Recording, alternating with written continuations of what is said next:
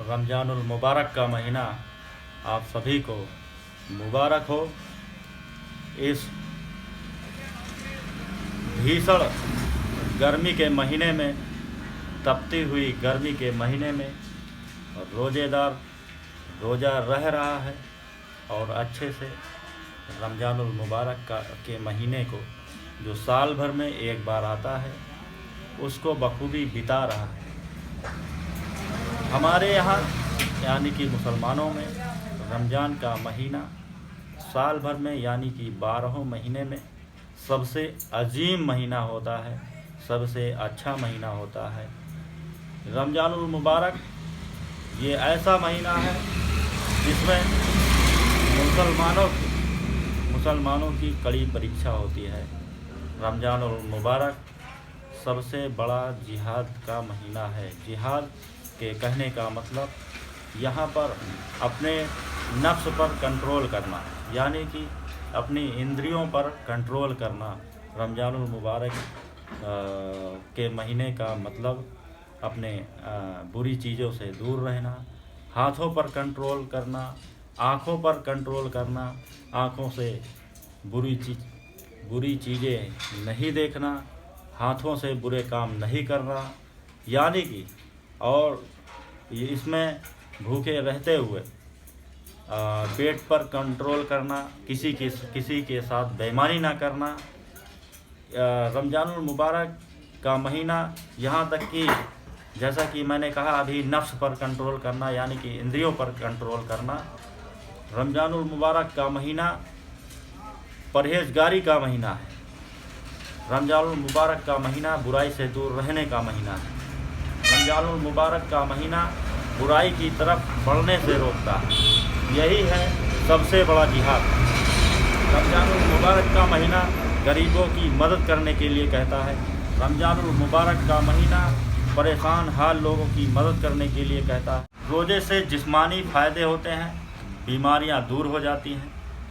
बहुत सी बड़ी बड़ी बीमारियां जो है अगर आप रोज़ा रहिए तो दूर हो जाती हैं, चाहे शुगर हो, मधुमेह हो, यहाँ तक कि कैंसर की बीमारी भी रोज़ा रखने से दूर हो जाती है। पेट की बीमारी दूर हो जाती है। या अगर हम संपूर्ण रूप से कहें तो शरीर इसमें रिफ्रेश हो जाता है और शरीर में जितने भी छोटी मोटी बीमारियां रहती हैं वो रोज़ा रखने से रहने से निकल जाती हैं।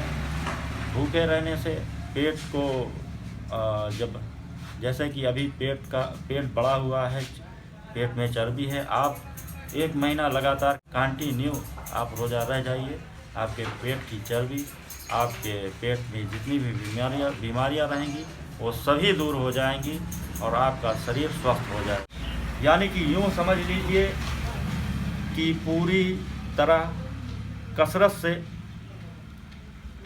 इबादत होती है। कसरत का मतलब आप समझ रहे हैं, पूरे बदन की इस रमज़ान महीने में वर्जिश हो जाती है।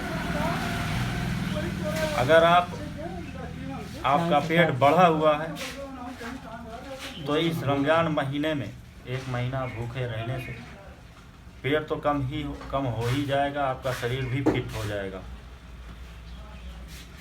क्योंकि तरावीह की अहमियत वो किसी कसरत से कम नहीं है।